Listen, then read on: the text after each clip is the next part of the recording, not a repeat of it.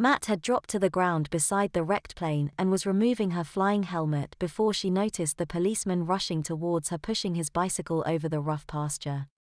"Christ," she muttered, "I hope this wig's as fixed on as Miss Goldring said it would be." Even from 30 yards she could see the look of surprise on the constable's face as her hair fell to her shoulders and no farther.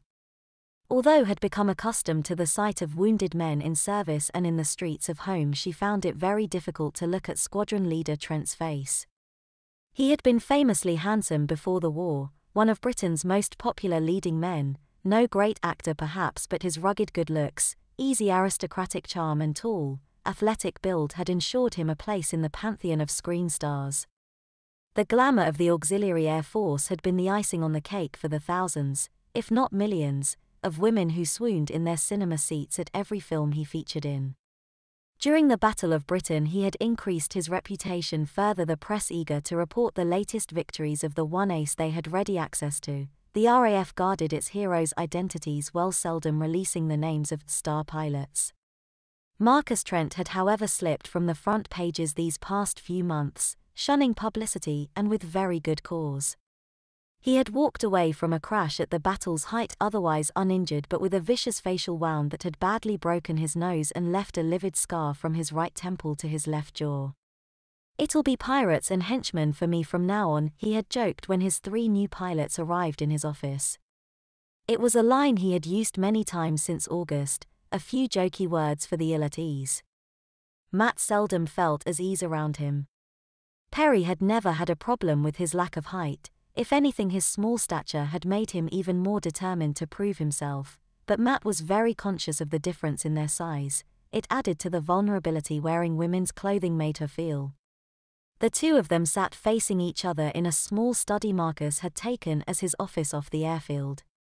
The walls were lined with empty bookcases. The hall's owners had removed much of the estate's furnishings when it was commandeered, but had left 2 large leather armchairs which were obviously too much trouble to maneuver through the lodge's narrow doors. Matt could comfortably sit in one without any part of her body touching the chair's arms, and her legs even dangled an inch or so from the floor in a way she hadn't experienced since the nursery. "We need more planes," she said, inching forward. "Those we have are relics which I doubt will ever fly again, and everyone's getting impatient stuck on the ground." Marcus nodded. He had his own problems with Matt. When Mal had outlined his idea of men dressed as WAAF officers, Marcus had never thought the ruse would work half as well as it did. He had to remind himself constantly that Matt was not a woman. "We're working on it, Watson." He could not bring himself to call her Polly. It was simply too strange. "There is something else we need to talk about."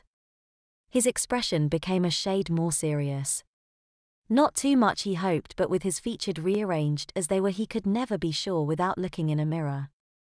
"It's Carstairs and Crabtree," he continued. "They're hardly ever to be found with the rest of the squadron.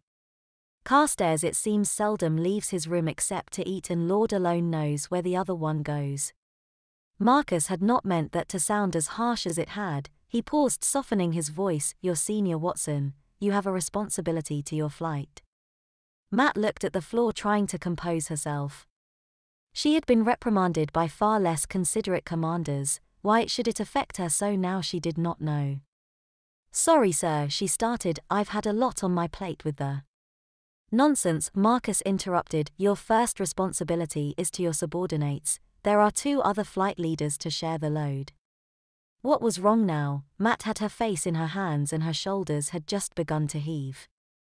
Was he crying, the man who had flown deathly slow bombers over Maastricht, through shellfire and Messerschmitts? Marcus leaned forward to look closer. There were definitely tears, and the small figure sat opposite him suddenly became impossible to think of as a man. "Polly," Marcus said softly, reaching out to touch her shoulder, "this must be very hard for you. It's not an acting role I would relish." "It's not that," she said, her lips trembling badly. "You don't understand. I was supposed to be alone, no one to worry about." Words tumbled from her, terrible words of fire and death, the longing to escape their screams, to be free of everyone's pain but her own. Matt remembered the day Perry had broken his arm when he was 5, how his father, ordinarily stern, had comforted the little boy, wiping away his tears. Was that why she was saying these things? Color started rising in her cheeks. She felt so small, so ashamed, but the tears wouldn't stop.